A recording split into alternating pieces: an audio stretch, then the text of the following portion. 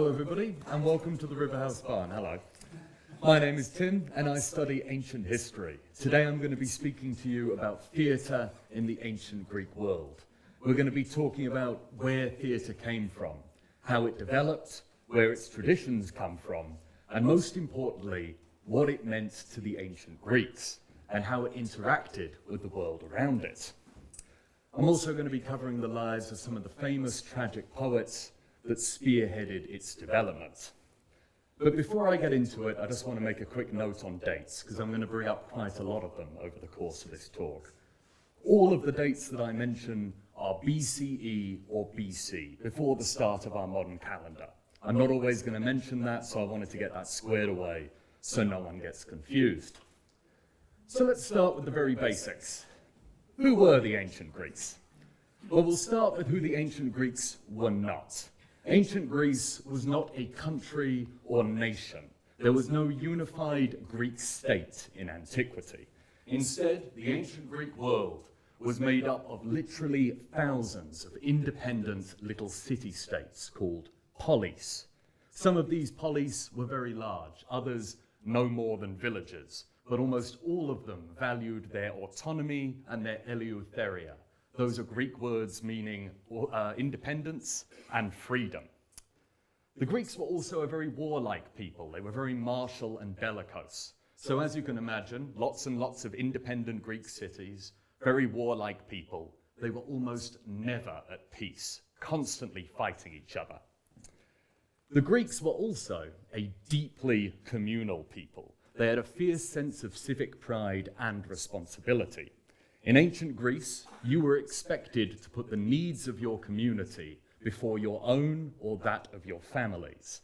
There's an ancient Greek anecdote that really summarizes this quite well. It's by a writer called Plutarch.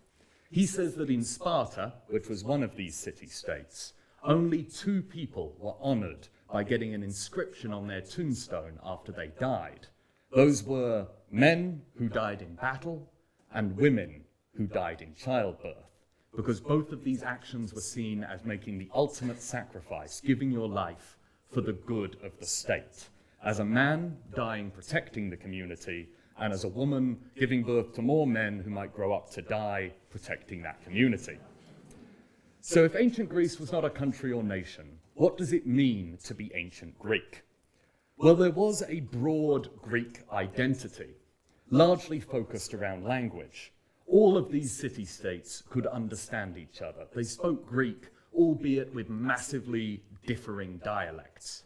They also shared a pantheon of gods. Religious practices differed massively from state to state, but they all worshipped the 12 Olympians, Zeus, Hera, Apollo, etc.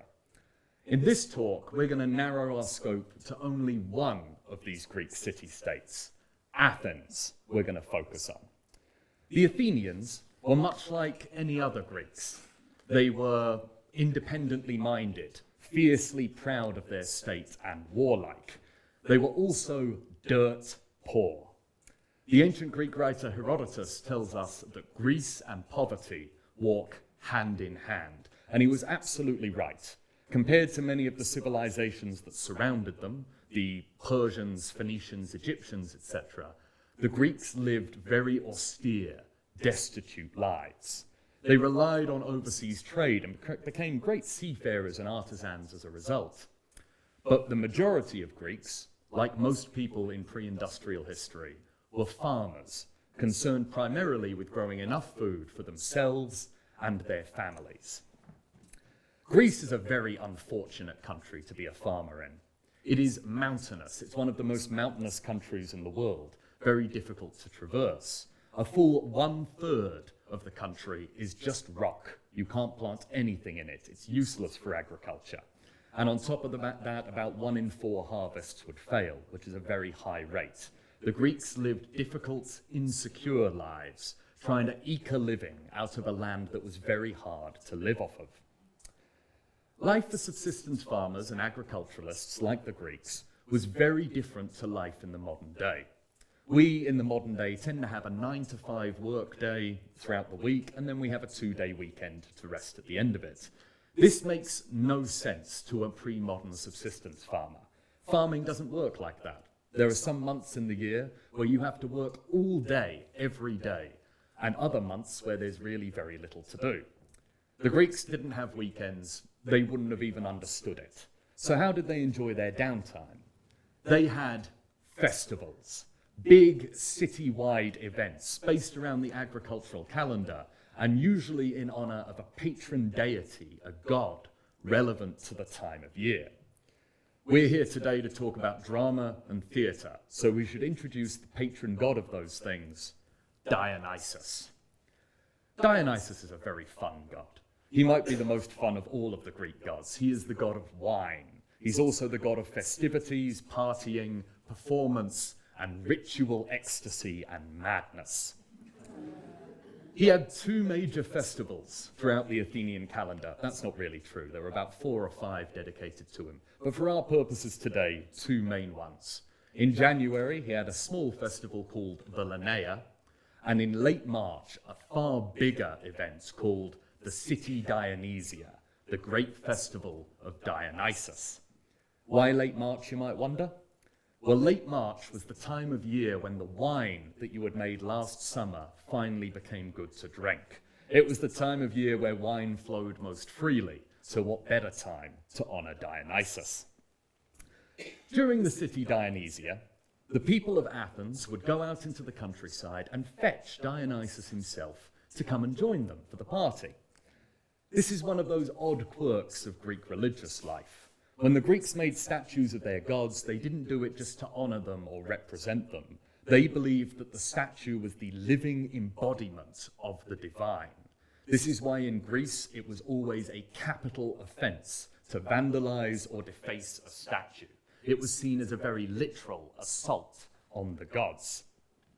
So the Athenians would go into the countryside and fetch their statue of Dionysus. Dionysus isn't a city dweller. He loves rural areas. But for this event, they bring him into the city so we could watch performances done in his honor. The Greeks called them diathrams, songs to Dionysus.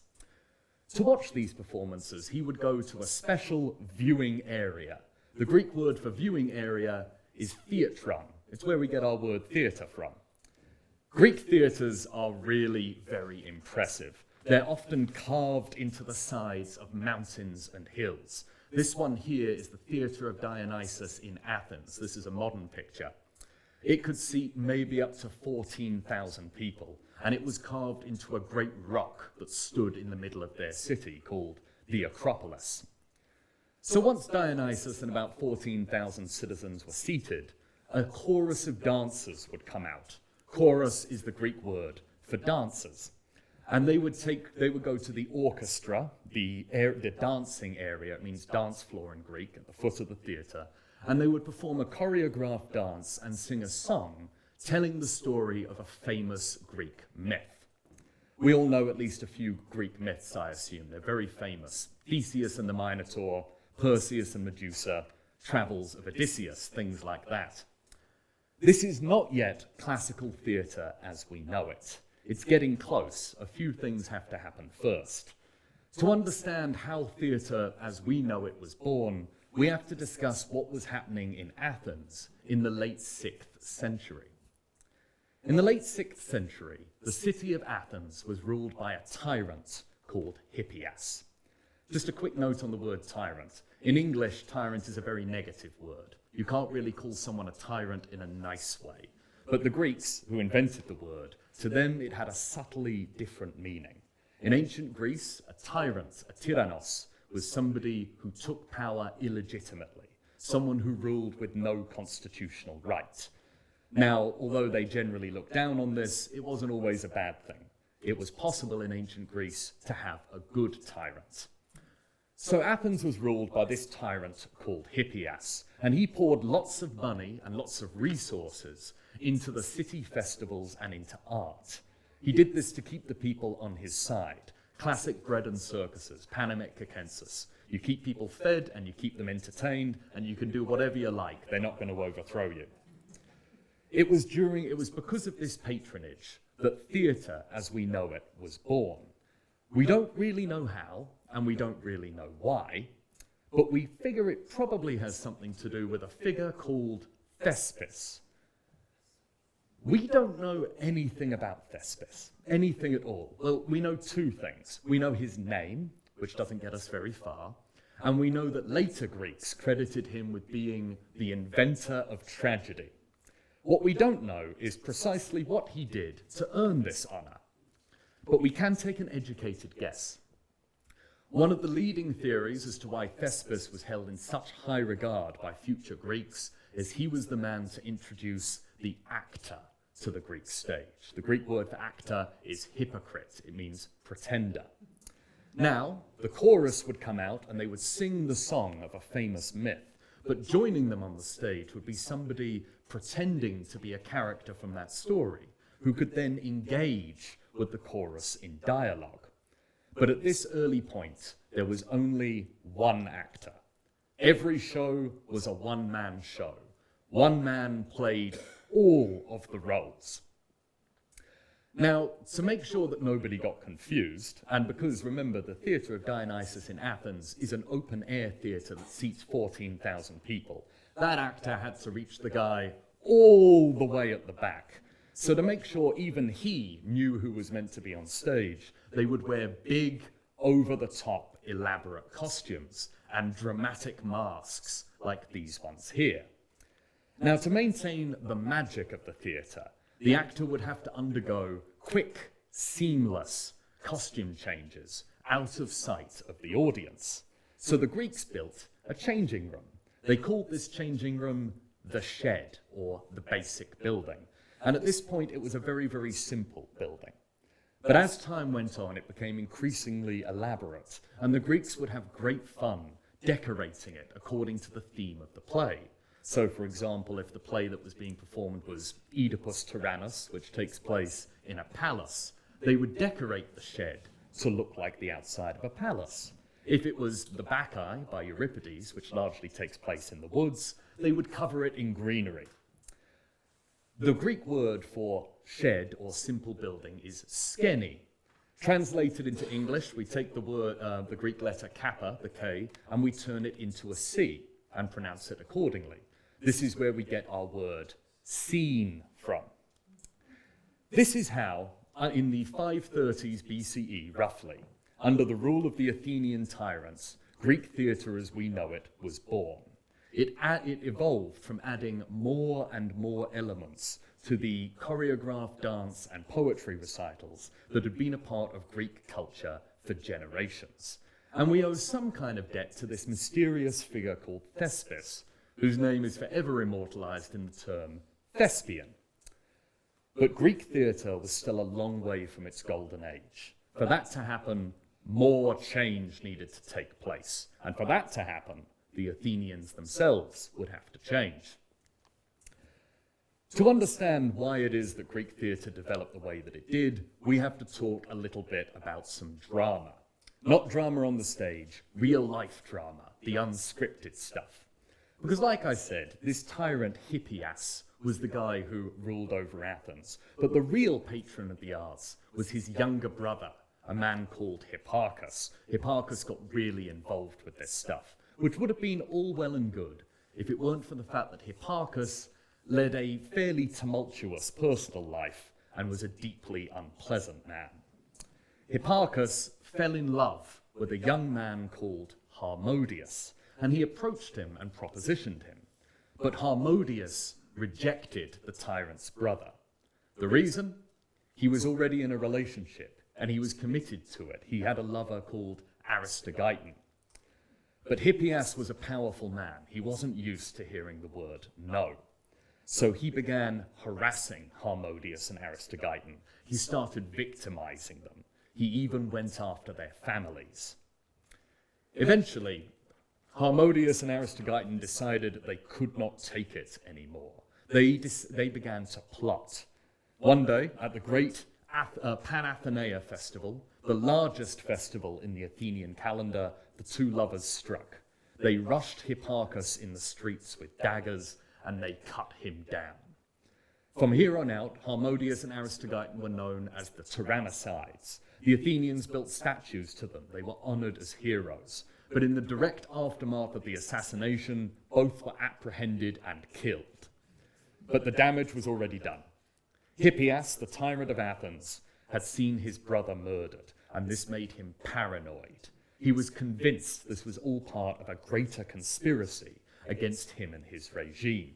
So he started cracking down on his own people. He began a reign of terror. The Athenians turned against their tyrant. They appealed to a neighboring city, the Spartans, and asked them for help in deposing him. The Spartans agreed, and the king of Sparta marched into Athens with hundreds of his best soldiers and drove Hippias away. Hooray, the tyrant is gone. The only problem is, then the Spartans turned around and declared that they were in charge now. They were going to install a puppet tyrant and rule Athens from afar.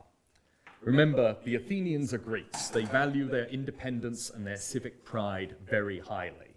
They don't want to get rid of a homegrown tyrant only to bring a foreign one in, and they don't want to be the puppet of another city. So they rose up in violent revolution, ready to fight the Spartans. But that fight never happened.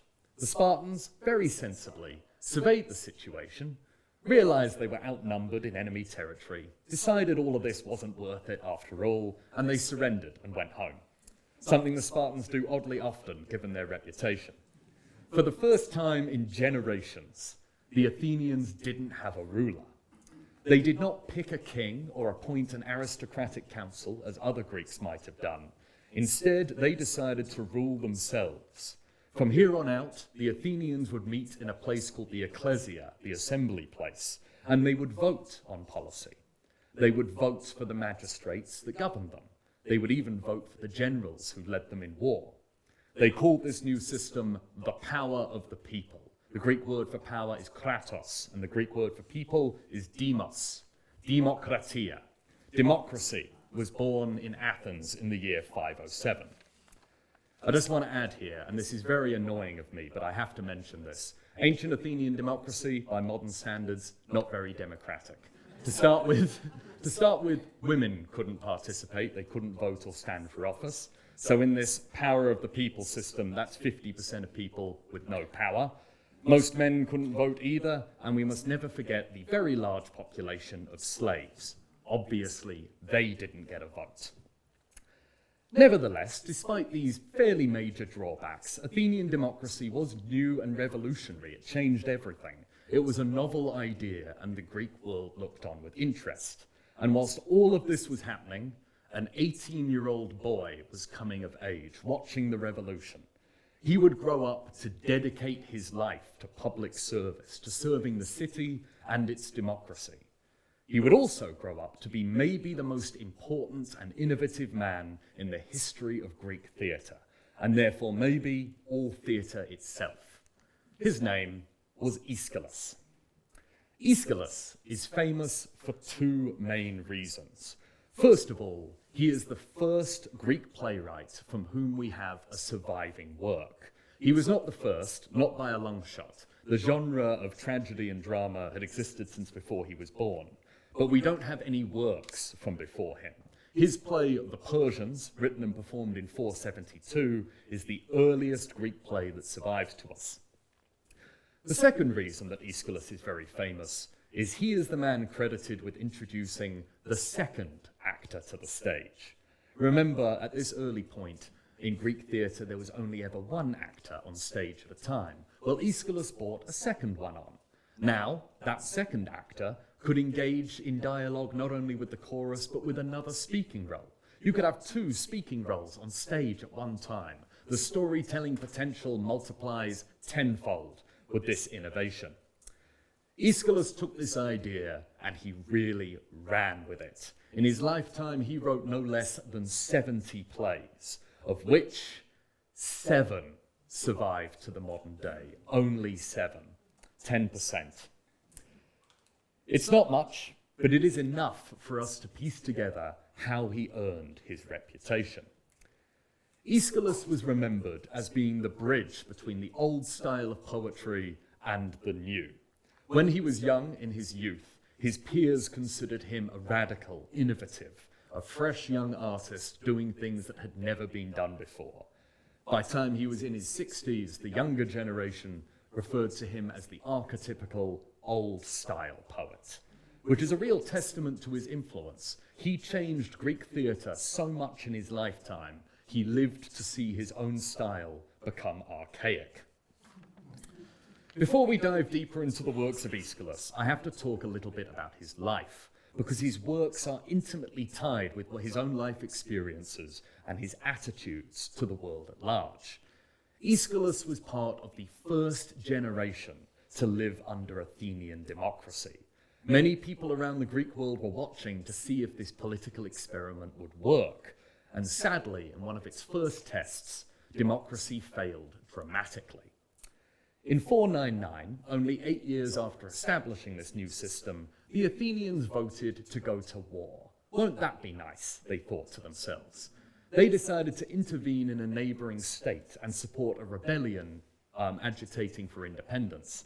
Unfortunately, the neighboring state they chose to meddle in was the Persian Empire, the single largest and most powerful political entity on earth at the time. Persia was not only the largest empire in the world, at this point in history, it was the largest empire to have ever existed. Predictably, this rebellion was a disaster. Athens and her allies were defeated, and the city of Miletus, the heart of the rebellion, was destroyed. And this led to the first case in history that we know of literary censorship. Shortly after the war, an Athenian playwright wrote a tragedy about its events. He called it The Fall of Miletus. It was about the final climactic battle and the sacking of this city. When it was performed at the city Dionysia, the playwright in question was fined 1,000 drachmae on the spot, a significant sum, and the play was banned from ever being performed again. The reason for this? The audience had wept too hard. Perhaps it was just a little bit too close to home. The Athenians recognized that they had clearly made a mistake in going to war with Persia. They wanted to put this whole sorry episode behind them. But the Persians didn't forget about it. In the year 490, an enormous Persian army landed in Athenian territory with the intention of destroying Athens for vengeance for them aiding the rebellion. The Athenians sent out messengers to all the neighboring cities asking for help, and no one came back.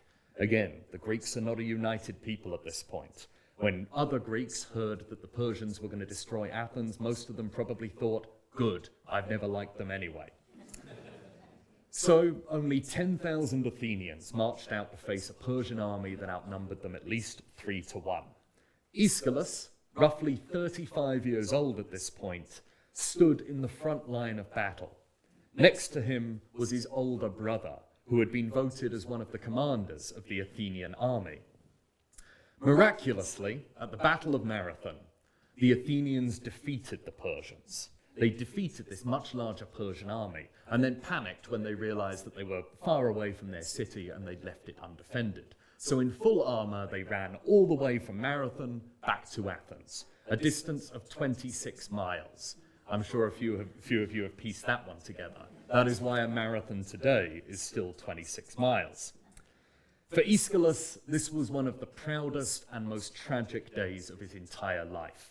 He had been part of the Athenian army that defeated Persia, but his older brother, who fought next to him, was one of the 192 Greeks who lost their lives that day. He had run out to attack a Persian nobleman, and another Persian had turned round with an axe and taken his arm clean off. Aeschylus watched as his older brother bled to death on the beach. The Persians then attacked again, 10 years later. This time they invaded with a far larger army, but this time Athens didn't stand alone. An alliance of Greek cities came together to beat the Persians, and they did. They fought the Persians in a naval battle at Salamis. These experiences, fighting the Persians, losing his brother in battle with them, and eventually triumphing, had a profound impact on Aeschylus. And it had a huge impact on the first surviving Greek play, The Persians. And this is why I find this play so fascinating. It is set during this war, performed only 8 years after the events. And it is a story of a war as told by a man who fought in it. Aeschylus provides us in the play with descriptions of battle scenes. He talks about hordes of spear-armed Persians. He says all of Asia descended on Athens. He says being charged by a 4-horse chariot is a sight to flush any face red with fear. And you know he's talking from experience. He had faced down 2 Persian armies in his life. The plot of this play is centered around a messenger bringing news of the Persian defeat to the Persian court. This itself is very interesting. Aeschylus imagines how his enemies reacted to his victory, and he dramatizes it. It is also Jingoism 101. The play is just filled with these proud to be an Athenian moments. A good deal of the play's dialogue is between the only 2 speaking roles, because there's only 2 actors.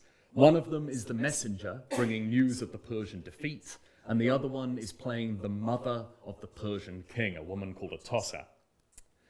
Atossa is always asking these questions about who are these Athenians that I hear so much about? Are they great warriors? And the messenger always responds in ways that would bring tears to the eyes of patriotic Athenians. He says, "Oh yes, your majesty, they are the greatest warriors in the world." And then she says, "Well, who leads them? Who is their king?"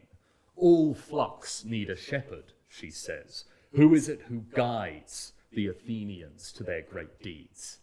And the messenger says, "You have it all wrong, my queen. The Athenians have no master. They can be called slaves to no man."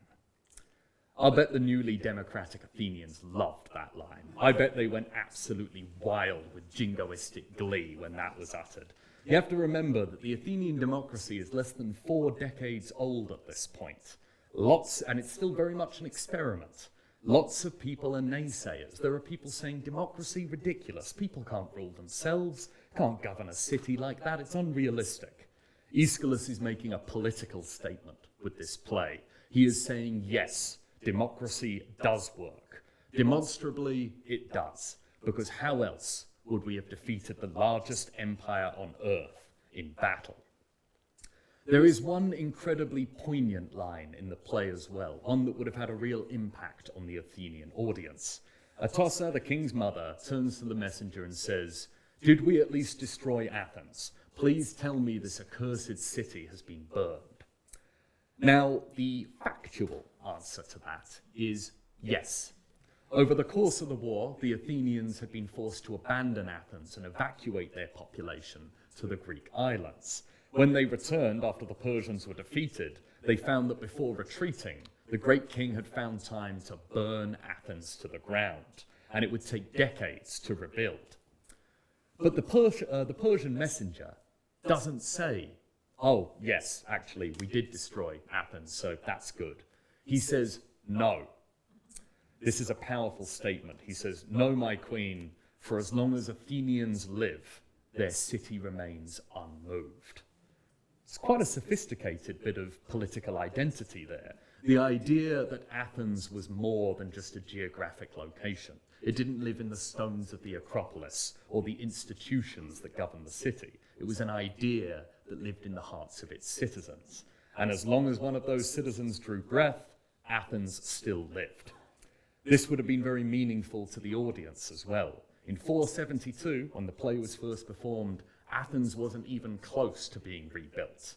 In the theatre of Dionysus, where they were watching, all an audience member would have had to do was look up, and they'd have seen the Acropolis, and on top of it, the charred ruins of their once great temple of Athena, a testament to Persian vengeance.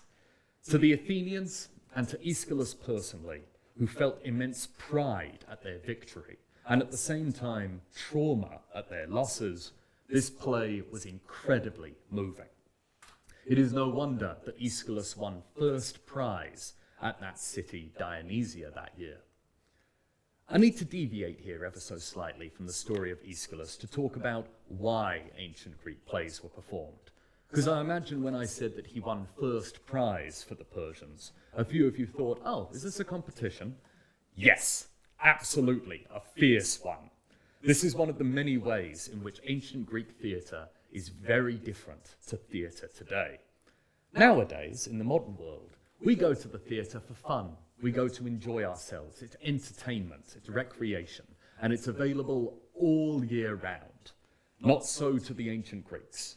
To them, theatre was part of a serious religious affair, and it was reserved purely for the festivals of Dionysus. And it was always a competition, and this competition was a very serious affair of state. Every summer, the ancient Athenians would elect new magistrates. If you were a magistrate in the Athenian democracy, your term of office was 1 year. You took the office in summer, and the next summer you would hand over to the new guys. And one of the first things the new guys had to do was present their plans for that year's dramatic festivals. This is very telling. These are important people, the most important people in the city. They're in charge of foreign policy.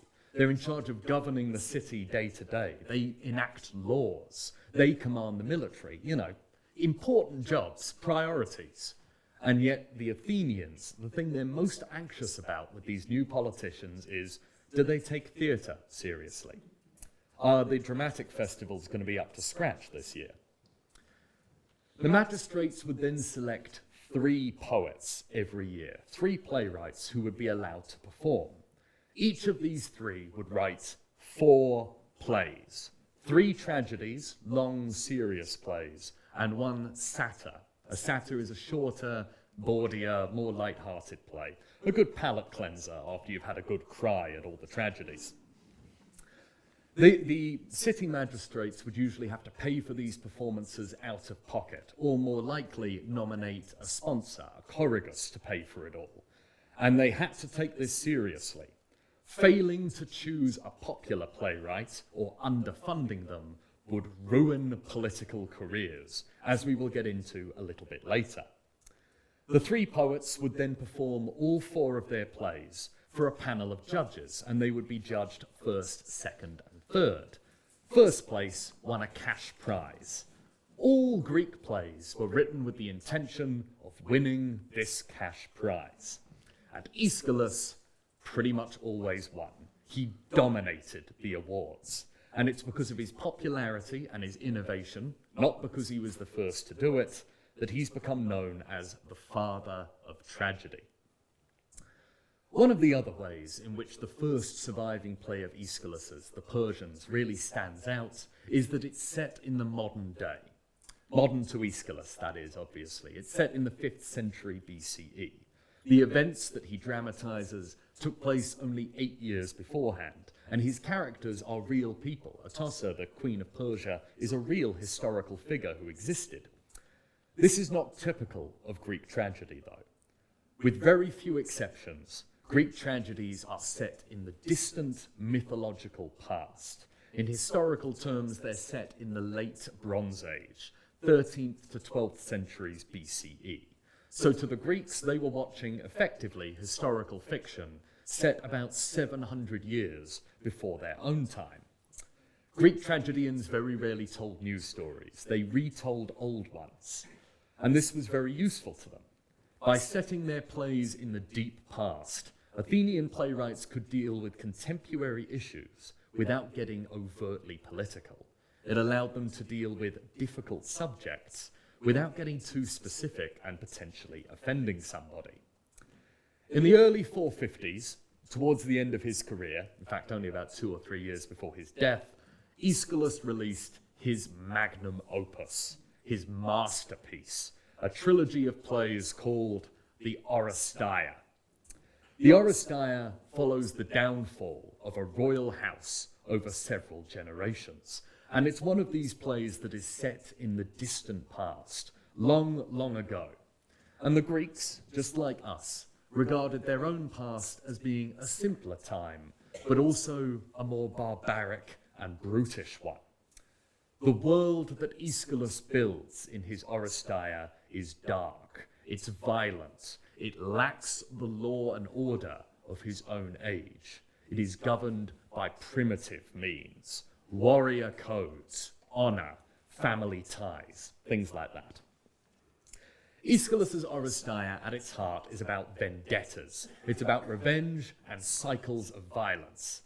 King Agamemnon, the king of the Greeks during the Trojan War, has to, on the order of the gods, he doesn't really have a choice in it, sacrifice his own daughter, Iphigenia. So he kills his own daughter. But then his wife, Clytemnestra, feels compelled to avenge her daughter's death, so she murders her own husband. But then Orestes, their son, feels honor bound to avenge his father's death. You guys see where this is going. So he kills his own mother. But do you know what's even worse, or at least as bad, as letting your father's death go unavenged? That's right, murdering your own mother. And so Orestes is hounded by the Furies, the goddesses of justice, for his crimes. What Aeschylus is clearly doing here is pointing out the detriments of not having a good, robust legal and judicial system. Honor, warrior codes, and things like that are all well and good, and they're lots of fun, and they can be quite romantic. But, you know, they're contradictory, and they're very unclear, and they lead to cycles of revenge and violence. The conflict of the play is only resolved when Athena herself, the patron goddess of Athens, comes down from Olympus and establishes a proper good law court for them to use. It's a law court that would be quite familiar to us today. There's a defense, there's a prosecution, and the outcome is decided by a jury. What Aeschylus is doing here is effectively providing us with a founding myth for the legal system. But the timing and the subject matter of the play cannot be ignored. When he performed this in 458, the Athenians had only just finished reforming their entire legal system. They had completely gutted the thing. They'd made it more democratic, and they'd stripped power away from the old aristocratic councils that existed before the democracy. This was a deeply controversial reform. It was one of the most contentious moments in all of Athenian politics, so much so that the politician who spearheaded it got murdered for his trouble. I know, they took the law very, very seriously back then. The Oresteia really is Aeschylus's best work. It's clear he's making some kind of political statement here. It's just not really clear what. We're very, very lucky to have it, the entire trilogy. Remember that only 7 of his over 70 plays survive. So we've got the whole thing. But sadly, it was also one of his final works. He wrote it only 2 or 3 years before his death. Aeschylus was in the Sicilian town of Gela when he died. He was in Sicily on tour performing his plays, which is itself very revealing. At the start of Aeschylus's life, tragedy and drama was a purely Athenian thing. It happened only in Athens. And yet by the time he died in his late 60s, it had exploded in popularity so much that it had spread as far afield as the Greek cities of Sicily. Tradition holds that Aeschylus died when a tortoise was dropped on his head.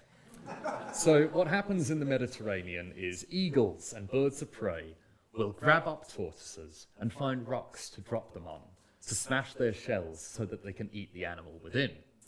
Aeschylus was a bold man, and sitting outside in the bright Mediterranean sun, his shiny bald head looked like a rock, and an eagle dropped a tortoise on him.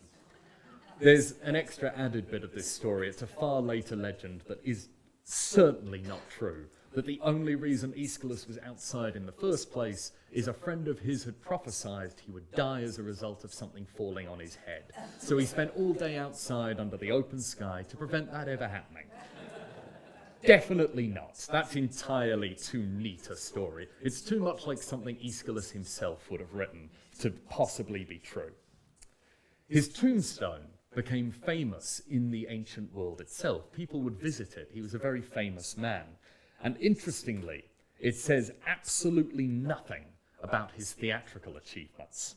Instead, it reads, "Beneath this stone lies Aeschylus, son of Euphorion the Athenian, who perished in the wheat-bearing land of Gela. Of his noble prowess, the grove of Marathon can speak, and the long-haired Persian knows it well." He chose to be remembered not as a playwright, but for his day fighting at the Battle of Marathon, the battle where he saw his brother killed. We're going to take a quick short 10-15 minute intermission there for everybody to grab a drink. Lovely.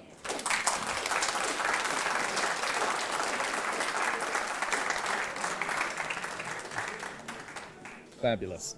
Oh, you've switched me off, have you? All right, I'll see you all back in 10, 15 minutes. Okay, so where did we leave off?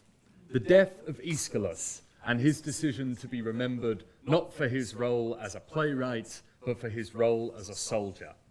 When Aeschylus looked back over his career, the moment he took the most pride in was not winning first prize for the Oresteia, but marching in the victory parade after defeating Persia. There's a legend about that parade. Aeschylus, in his mid-40s at the time, led the veterans of the Persian wars in celebrational procession. And to celebrate their victory, the Greeks obviously had a song and dance contest. I don't know if you've clocked onto this by now. Greeks are a very musical people. They sing in the fields, they sing when they walk, they even sing in battle. And leading the dancers was a 16-year-old boy with a talent for performance called Sophocles. Sophocles would, there we go, everyone knows this guy. Sophocles would grow up to become the most successful playwright in Athenian history. He debuted his first play in the year 468. He was only 28 years old. He must have been very promising. Like I mentioned earlier, not just anyone could write a Greek play. You couldn't wake up one today and decide, I'm going to write a tragedy.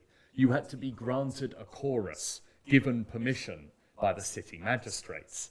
To even be considered, you had to show a lot of talent. But Sophocles was certainly talented. His first ever play won first prize at the city Dionysia, unseating the reigning king of tragedy, Aeschylus. There's even some speculation that the reason Aeschylus left and went to Sicily is he threw a bit of a hissy fit when this young upstart dethroned him. Sophocles' early success was so great that nobody ever dared choose a poet other than him again. It only happened once. In his whole career, only once did he apply to write a play and get rejected by the city official. The official in charge that year chose somebody else, and he was never allowed to forget it. His reputation was ruined, and his career in politics was over, all because he didn't like Sophocles as much as everybody else. Shows how popular this guy was.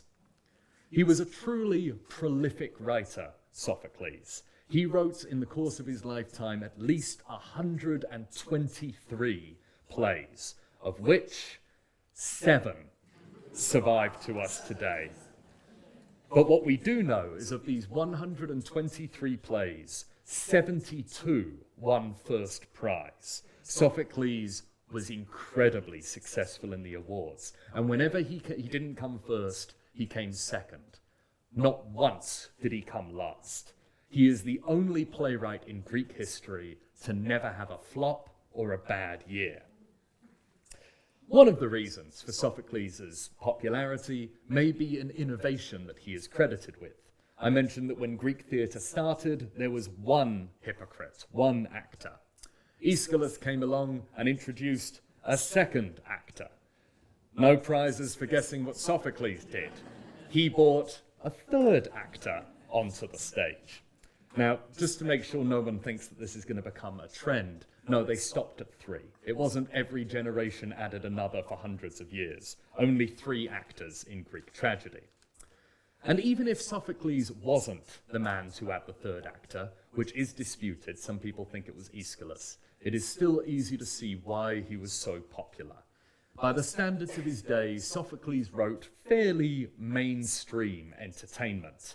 His language was not as highbrow as that of Aeschylus, but his work is still rich in theme and political relevance. And this meant that everybody, from the high-minded intellectual looking for something clever to say at his next sophisticated symposium, down to the man on the street who just wanted to be entertained, all of them could enjoy Sophocles. There is an anonymous ancient writer who says that the great genius of Sophocles is that he could create an entire character out of a single line of dialogue. One of Sophocles' biggest fans was a very smart man called Aristotle. Aristotle lived in the next century. He was born about 30 odd years or 20 odd years after Sophocles died, but he was a huge fan. He was also a bit of a jack of all trades, was Aristotle. He could do anything. He was a philosopher, he was a historian, he was a political commentator, he was a natural scientist, and he was an astronomer. He also pretty much invented the genre of literary criticism. He wrote a book called Poetics, on poetry, in which he analysed Greek poetry in all of its forms and discussed why it worked, why people liked it. On the subject of tragedy in theatre, Aristotle defined what it was to be a Greek tragic hero. Sorry, Chris, is there something I can do about that feedback? Okay. He defined what it was to be a tragic Greek hero. He said that a Greek tragic hero was someone who was brilliant, but had one fatal flaw that they could not overcome, and this would bring about their downfall. Often, this fatal flaw was the flip side of what made them brilliant in the first place. Aristotle credits Sophocles with writing the perfect tragedy. The perfect tragedy, according to Aristotle, was Oedipus Tyrannos, Oedipus the tyrant. Now, for those of you who don't know who Oedipus is, good for you. You have clearly led a blessed and charmed life that I am about to ruin. Oedipus is a famous Greek hero who was fated, destined from birth, to kill his own father and marry his own mother. He does this unknowingly. You know, Sophocles' play is about him finding out what he has done. Now, an Athenian audience watching Oedipus Tyrannos already knew the story of Oedipus. It was very famous. He'd been a Greek hero for centuries. They know how this play ends. They know that he's going to discover this awful truth. But the characters don't. And this is what made Sophocles so brilliant. It may seem like a simple thing today, but he was the first to master dramatic irony, when the audience knows something that those in the play do not. Of course, the play ends with the horrific realization coming to Oedipus. He realizes, it's revealed that he was adopted. He realizes that he killed his father earlier in his life, and his wife, Jocasta, is in fact his biological mother. His mother/wife hangs herself, and Oedipus, unable to live with the fact that he could not escape his fate, takes the pin from her clothes and blinds himself. I know. The Athenians went wild for Oedipus Tyrannos when it was first performed. They loved it. Sophocles, already one of the biggest names in theatre, became a national treasure in Athens. The Athenians loved him, and this love went two ways. He loved the Athenians. Even outside of the theatre, he dedicated himself to public life. He ran for office in the Athenian democracy several times throughout his life, a few times when he was middle-aged, and again in his late 80s. The 440s, which is the decade where Sophocles was most politically active, is often considered the height of classical Athens. The democracy was stable. Athens itself was filthy rich, and politically they dominated the Greek world. It is in this decade, the 440s BCE, when the Parthenon, the most enduring symbol of ancient Athens and maybe all of ancient Greece, was constructed. But it was also a transitionary period in the city's history, a time when the Athenian alliance was transforming into the Athenian Empire. Let me explain. As we covered when talking about Aeschylus, the Persian Wars were the defining moments in the lives of Greeks that lived through them. It was a time when the Greeks had put aside their differences and unified, even if just for a short time, to face an outside threat.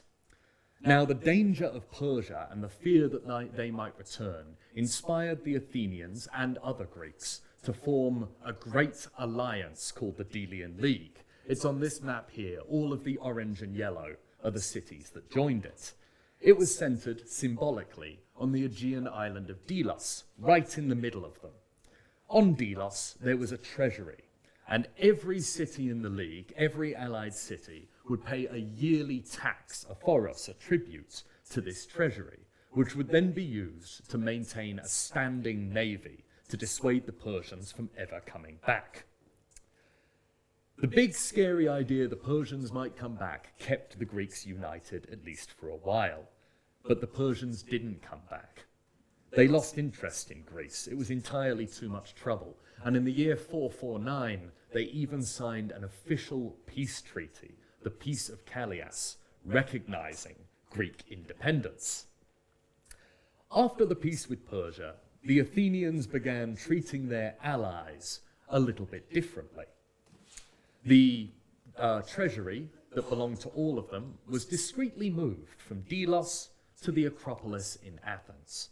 The allied fleet that they all paid for very quickly just became the Athenian fleet, and yet everybody continued paying their taxes to the central treasury, even though there was no war to pay for anymore. And this begged an interesting question. Without the threat of Persia, what is this big alliance even for? Do they have to keep on paying taxes to it? And can they leave if they no longer feel it's in their best interests? The Athenians provided their would-be allies with a crystal clear answer to this question. No. If you try and leave the alliance, even peacefully, we will take that giant navy that you paid for, we will come to your city, we will destroy it, and we will take your riches back to Athens. After all, we have a Parthenon we have to pay for. This is the birth of the Athenian Empire. Athens, who once considered themselves the liberators of the Greeks, were now their greatest oppressors.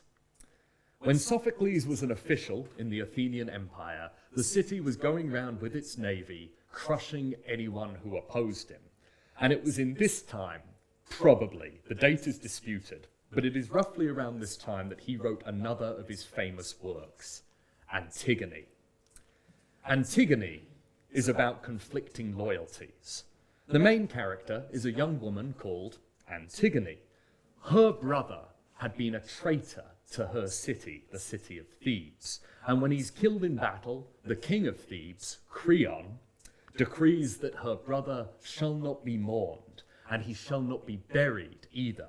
His body will be left to be devoured by dogs and carrion crows, a very insulting thing to do to a Greek who took burial rites very seriously. But to Antigone, the lead character, this man was not a traitor or dangerous rebel. He was her brother, and she doesn't care what the king says. She wants to mourn him and bury him anyway. This play is very popular for modern adaptations, but it's also an excellent example of how we as a people are different to the ancient Greeks. Because even though we watch the same story, we receive it very differently. In modern adaptations, Antigone is a deeply sympathetic character. She's sympathetic in the original as well, but less so. She's just a young woman, traumatized by her loss in war, who wants to bury her brother. Creon, the king who denies her this, is portrayed as not evil, but cruel and inhuman. We love this kind of story, us 21st century British people. We love an underdog, don't we? It's a big part of us. We especially love an underdog who stands up to unjust authority. You know, a noble rebel. That's why we keep making Robin Hood movies. But that is not necessarily how the Greeks would have received this. Remember, to the ancient Greeks, loyalty to your state and to your community was everything. You were expected to put it first. To give you an example of how this was so, there was an Athenian philosopher called Solon. He's one of the 7 sages of ancient Greece. He lived about 100 years before Sophocles. And in a story that comes to us through the writer Herodotus, Solon is asked, basically, what is the key to happiness? Someone asks him, who is the happiest person on earth and why? And he gives a very long-winded response, but it boils down to 3 main points. The key to happiness is serve your community, raise healthy children, and die in service to your state, preferably in battle. Nowadays, in our lovely, modern, Western, individualistic, liberal world, we consider the idea that someone would put their state before their family to be a bit odd. In fact, if I met somebody who said they would happily throw a family member under the bus just because someone from the government told them to, I would regard that person as a fanatic and I would not spend time with them. But this was not so to the Greeks, who valued communal loyalty. To them, Antigone was an uncomfortable play. It confronted them with one of their deepest fears and anxieties, the idea that one day someone might make them choose between themselves, their sense of right and wrong, their family, and their city-state of Athens. And this can be seen in the characterization of Creon, the king. He's an antagonist, but he's not a villain. His intentions are pure throughout the whole play. He just wants what is best for his people. But because he is also a classic Aristotelian tragic hero, his actions, done with the purest of intentions, create immense suffering. Before we move on, I just want to give you one last bit of trivia regarding Antigone. In the year 1853, the British poet Matthew Arnold claimed that Antigone would not stand the test of time. It would fall out, people would stop performing it, and future audiences would have no interest in it. It would become a matter of purely scholarly interest. The reason for this is he lived in the mid-19th century, the height of Victorian power, and like many Victorian Englishmen, he believed in a theory called Whig history. That's what we call it today. Things like the insatiable march of progress. The British Empire was civilizing everyone. Every generation would be more enlightened than the last. And before long, barbarism and brutality, the likes of which we see in Antigone, will be something relegated to history only. Future audiences won't understand such a brutal world. Fast forward to February 1944. 1944 was a very difficult time for people who thought that brutality and barbarism were purely something of the past. The Nazis still controlled much of Europe. The Wehrmacht was deep in the Soviet Union. The horrors of the Holocaust were underway, and D-Day was still months from happening. In Paris, the French lived under German occupation. Their country was divided, literally, between Vichy in the south and occupied France in the north, but also amongst the population. There were German occupiers, there were French resistance fighters, and there were local fascist sympathizers who collaborated with the Germans. And it was in this horrific environment that a French playwright debuted his version of Antigone. In this version, Antigone, the young girl who stands up to authority, is obviously equated with the French resistance. And Creon, the king who denies her this, is obviously meant to be a high-ranking Nazi. And this begs an interesting question. How did this play ever get made? The Nazis, amongst their many faults, did not take criticism well. You spoke out against the Nazi state whilst they were in power at risk of your own life. And this was not an underground performance. This play was performed in the largest theatres in Paris. Nazi high command attended the theatre to watch this. How is it that in a state of such censorship, this play got made? The answer is the genius of Sophocles. Sophocles did not write goodies and baddies. All of his plays have a good deal of nuance and moral ambiguity. The French resistance in the audience could see Antigone, the character, and relate to her, see themselves. And the Germans could see themselves in Creon, who was the antagonist, but still sympathetic, an honest man who wanted to rule justly, but felt that his hand was forced into acts of brutality. This makes me wonder how the Athenian audience reacted to Antigone when it first came out. An Athenian audience whose idea of themselves as the liberators of Greece and the protectors of Greek freedom was being challenged by the actions of the state that they were loyal to. Athens was blatantly going around victimizing other Greek cities. This is not just me speculating either. We have sources from the time that talk about this. An ancient Athenian writer called Thucydides, who was a general and a statesman in the Athenian democracy, was not shy in sharing his view that Athens had become an imperialist power and would suffer from a justified backlash. But beyond all of that, Sophocles lived a very long and very happy life. And when I say he lived a long and happy life, I do mean long and I do mean happy. He lived until his early 90s, and he seems to have enjoyed good health right up until the end, which is quite the achievement when you consider that this is the 5th century BC. There are no vaccines, antibiotics, and nothing but the most basic surgery. He was also famously cheerful. Remember, he was a celebrity who lived his life in public. People saw him every day, and he was always in a really, really good mood. He was a happy chap. Aristotle, his biggest fan, has an explanation for this. He says that good tragedy cleanses you of your emotions. The Greek word for cleanse is katharos. It's the root of our modern word catharsis. Good tragedy is cathartic. You watch it, you cry, you get all of those emotions out, and afterwards you feel better. Maybe it's because Sophocles' life was spent immersed writing tragedies that his emotions were so well regulated. Maybe that's why he was always in a great mood. Let's go back now to that victory parade in 479, the one where they celebrated the victory over Persia. Aeschylus, a middle-aged man, led the veterans in a celebratory march. Sophocles, a 16-year-old boy, led the dancers in their performance. And according to legend, on that same day, a baby was born called Euripides. Not really, by the way. That legend I've just told you about, the one event where all of them were somehow involved, far later, almost certainly untrue.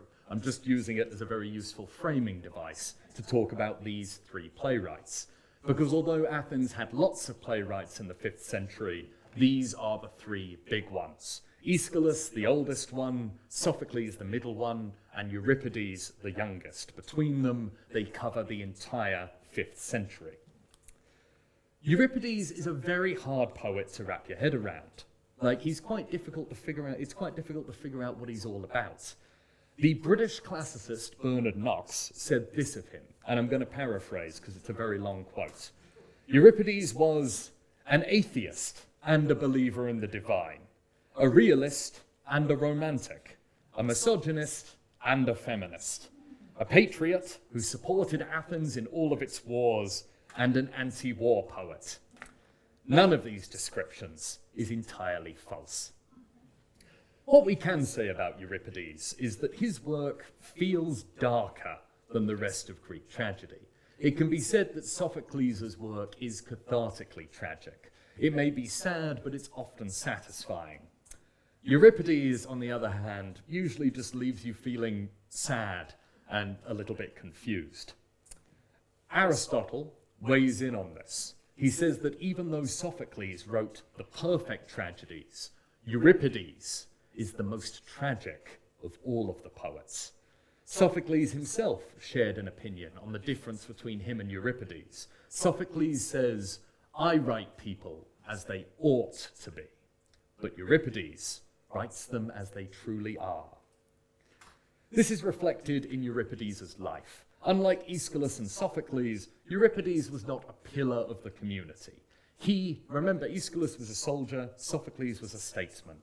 Euripides hated public life. He was an introverted man who doesn't seem to have gotten along very well with other people. He had 2 marriages, both of which were utterly disastrous, and towards the end of his life, he left civilization altogether, and he went to go and live in a cave all by himself, isolated from society. Good for him. Euripides debuted his first play in the year 455, the year after Aeschylus died. Over the next 5 decades, he would write no fewer than 92 plays, of which... No, not 7. 19 survive to us today. Yes, I know that is good going by the standards of an ancient poet. 7 from Aeschylus, 7 from Sophocles, 19 from Euripides. We have more Euripides than the other 2 great playwrights put together. And there's a very good reason for this. Plays survive from antiquity the same way that classic literature survives today, because of school. Why is it that I would be willing to bet that everybody in this room knows who William Shakespeare is? Because of school. I know he's very famous, but we all learned about him in school. When I speak to people roughly my own age, all of them know about either To Kill a Mockingbird or Of Mice and Men. Why? Because it's a standard part of the English literature GCSE syllabus. Plays survive from antiquity usually because they are deemed useful for educational purposes. And Euripides is very good for people who are learning Greek because his language is relatively simple compared to the other playwrights. Aeschylus, especially, Sophocles did this too, but especially Aeschylus, loved grand, elevated, archaic-sounding language. His work truly is poetry. The conversations between characters in Aeschylus are not real conversations. It's not how real dialogue goes. It's more like 2 people waiting for their turn to give a monologue to the other one. Not so with Euripides. By contrast, his dialogue is shorter, snappier, easier to follow, and it uses everyday language. Euripides' characters speak the way that actual Greeks spoke to each other. Euripides also incorporated the supernatural into his plays, far less than his predecessors. Aeschylus and Sophocles loved the gods. They loved prophecy and magic, and they often centered their plots around these things. But Euripides uses this far more sparingly. When the gods do appear in one of his plays, it's usually only at the very beginning and the very end. The core of the plot is centered around very real, very flawed, mortal people.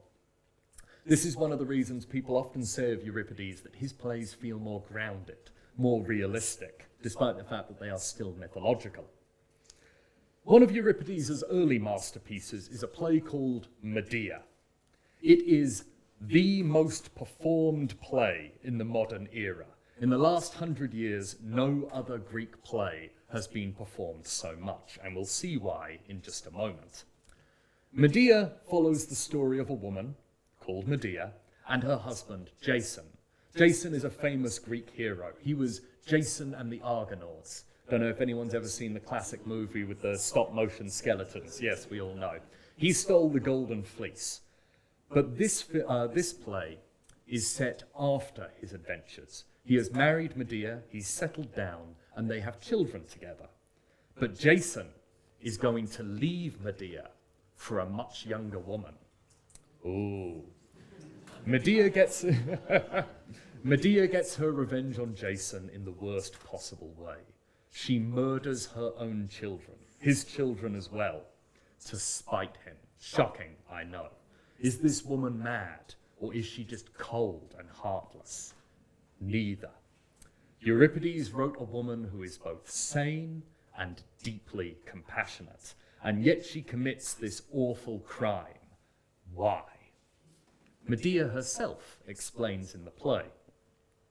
Ancient Greece was a deeply patriarchal society, even by the standards of ancient societies.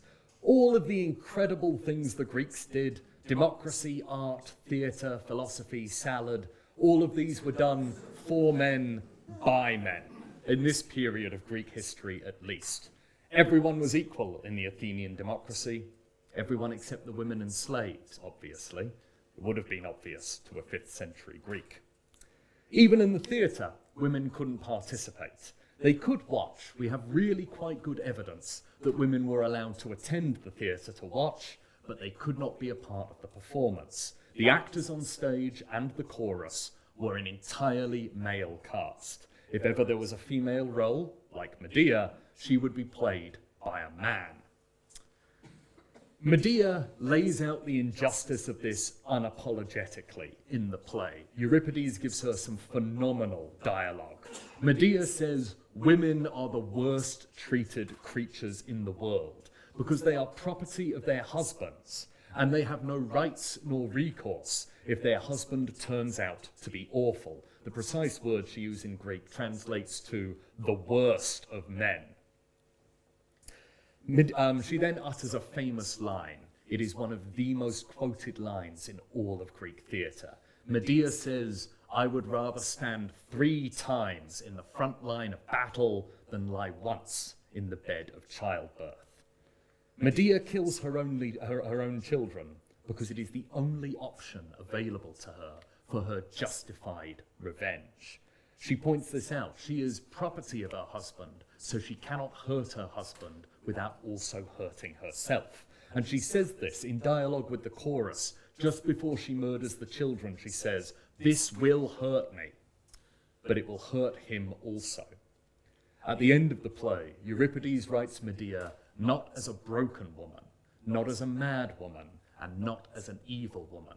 She is triumphant in her revenge. The play ends with her ascending into the sky above Jason in a chariot with the corpses of her children. She is taking them away to bury them. He will not get the privilege. This play was very popular with the women's movements of the 20th century, you will be shocked to hear. This is one of the main reasons it's the most performed Greek play of the last 100 years. It was quoted at length by the suffragettes in the 1910s, and the feminist movements of the 1970s and 80s took inspiration from it. The Athenians at the 5th century, however, were not so enamored by Medea. It came dead last in the Dionysia competition of 431. Euripides came third and last. Sophocles came second, interestingly. It was one of the years he didn't win. First place went to Euphorion, who was Aeschylus' son. He'd followed his father's footsteps into the theatre. Isn't that nice? This was typical of Euripides, by the way. He had very little success in Athens when it came to the competitions. Throughout his 5-decade-long career, he came first 4 times in total, once posthumously as well, to honour him. That is a pitiful showing compared to his contemporaries. Remember, Sophocles won more than half of the time that he entered. The last half of Euripides' life, his middle age to his old age, was a very hard time to be living in Athens. The golden age of the Athenian Empire was very much over.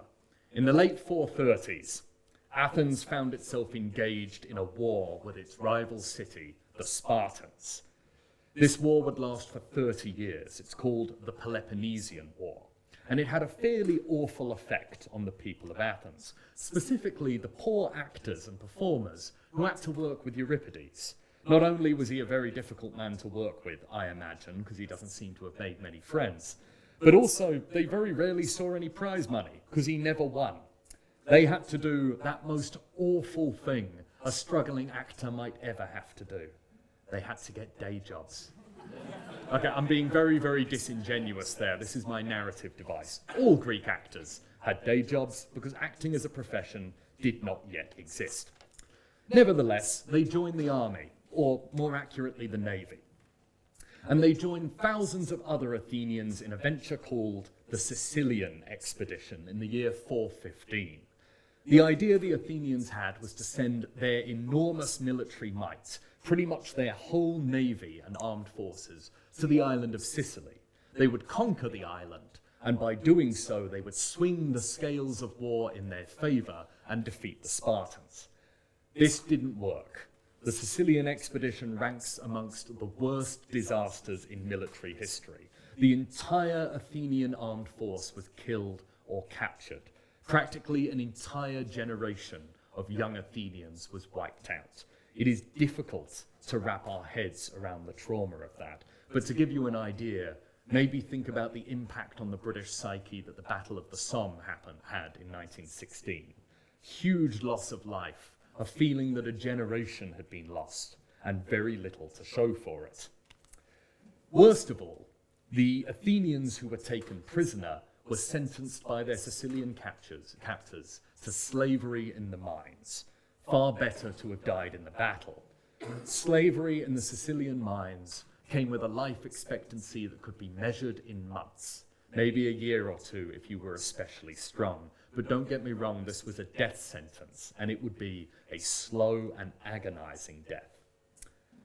But their luck changed when the Sicilians found out that amongst their prisoners of war were people who'd worked with Euripides. Because you see, Euripides wasn't held in especially high regard back in his home city of Athens. They obviously liked him a bit because he was granted a chorus most years, but he never really came first. He was nothing compared to Sophocles. But not in Sicily. In Sicily, Euripides was regarded as the greatest living poet.